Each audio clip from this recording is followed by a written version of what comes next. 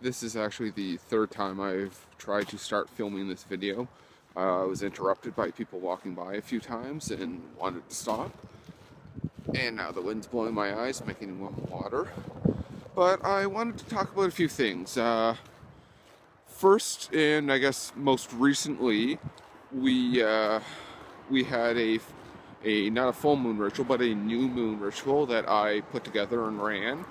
And the whole point of that new moon ritual, mind my hand, was to bring more abundance into our lives, prosperity, be that monetarily or familial, health-wise, really encompassing all aspects of what can loosely be called prosperity. And for that, we got together and I did lead it as more of a traditionally eclectic, yeah, Wiccan ceremony because we had a new friend joining us who really could benefit from that sort of structure.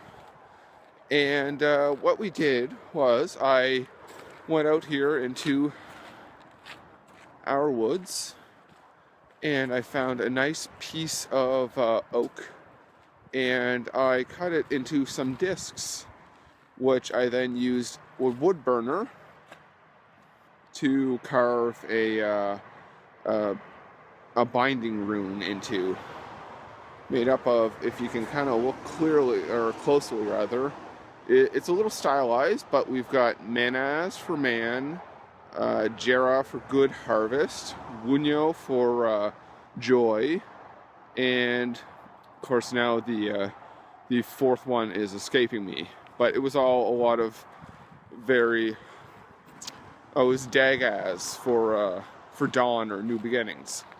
And a lot of really positive things kind of all smashed up together to make it really have that extra oomph.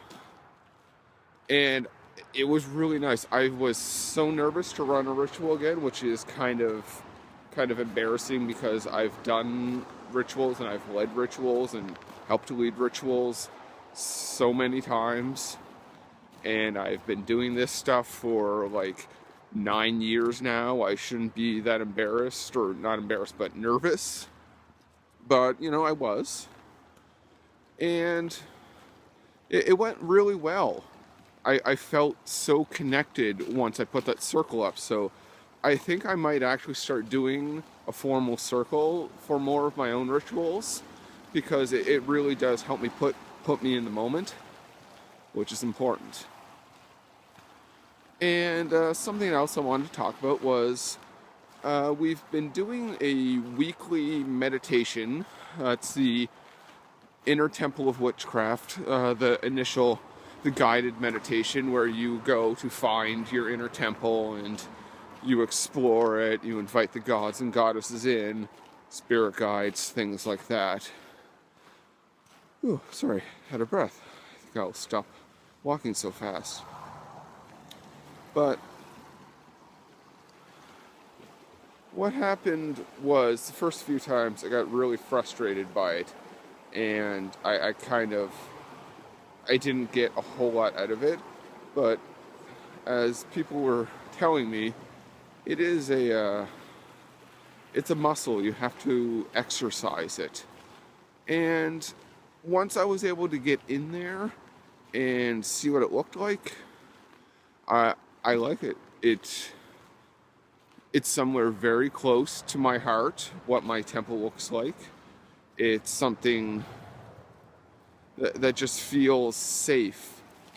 And I noticed when I was in there, more and more there was a certain individual that has come to me before. And what I